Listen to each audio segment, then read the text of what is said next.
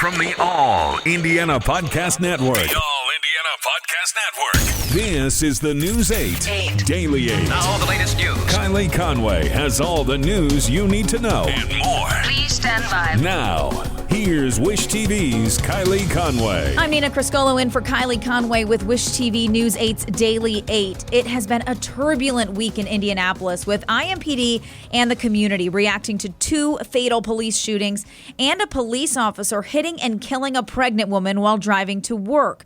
The state of Indiana is 5 days into stage 2 of reopening the state after restrictions were put in place to curb the coronavirus pandemic. And the Colts season is rolled out when you can see the team play in prime time. But first, some big changes with the weather heading into the weekend. After enjoying sunshine and near 70 temperatures Thursday, the mid-50s is the best we'll get Friday. The Storm Track 8 team is tracking temperatures closely as a freeze warning is issued for tonight. Skies will clear and temps will bottom out in the upper 20s by morning. The record low for Indy Saturday morning is 29, so we'll be watching to see if a new record is set tomorrow. National attention is pointed on Indianapolis and the police department for the shooting death of a man after a chase on the northwest side of the city. Thousands of people heard the deadly gunfire as the suspect streamed live on his Facebook page. Police say Sean Reed was driving recklessly and ignoring traffic signals while driving northbound on Interstate 65 near 30th Street around 6 p.m. on Wednesday. Deputy Chief Kendall Adams and Chief Randall Taylor were driving behind Reed in unmarked vehicles, following him until a marked vehicle joined in. The pursuit then ended around 6:10. 6 minutes later, another officer saw the vehicle pull in behind a business in the 6200 block of Michigan Road. IMPD said a short foot pursuit happened. Then an officer used a stun gun and claimed it was ineffective. Then IMPD says the officer and Reed shot at each other, and Chief Taylor made it known there's evidence that shows Reed fired 2 shots. Reed was hit by the officer's gunfire and died on scene.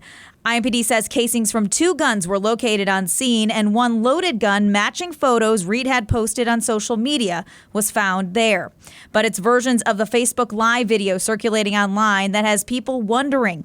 IMPD Police Chief Randall Taylor says the department is aware of what many view as inappropriate comments made by an IMPD detective that were broadcast on social media from Wednesday's incident.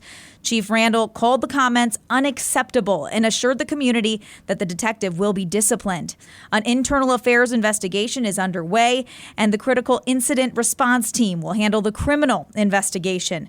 One thing to note, IMPD officers do not wear body cameras, and police say there isn't any dash cam footage either.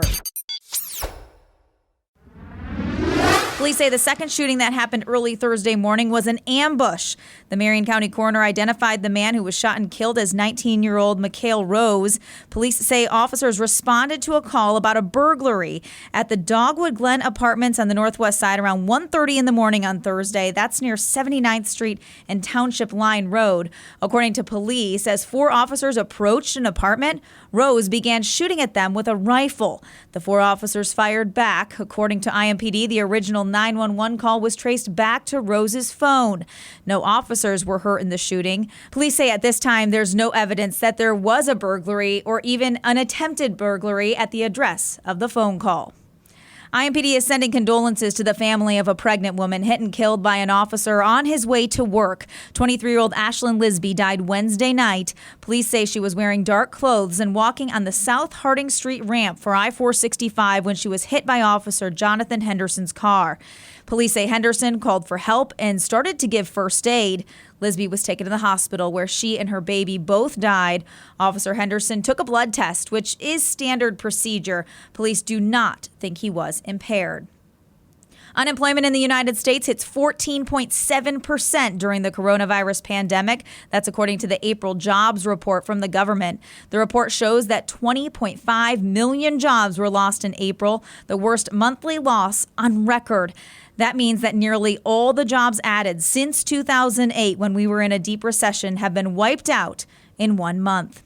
The Department of Workforce Development says state and federal unemployment programs have paid out nearly $986 million in the last 6 weeks, $749 million in April, $237 million so far in May. For perspective, that's more than the state paid for the entire year last year. Today, payments start in the Pandemic Unemployment Assistance Program.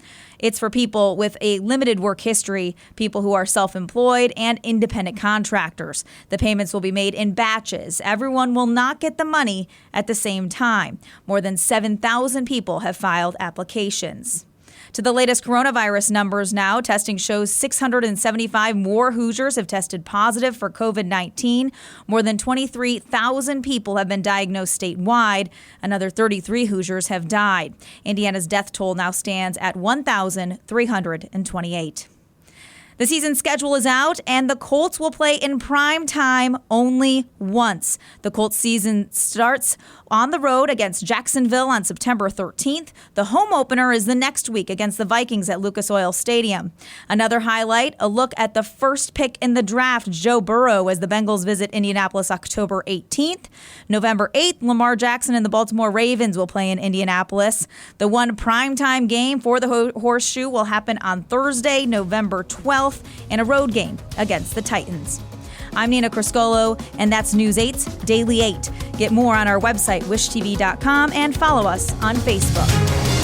Check out more podcasts from the All Indiana Podcast Network now at allindianapodcastnetwork.com. allindianapodcastnetwork.com.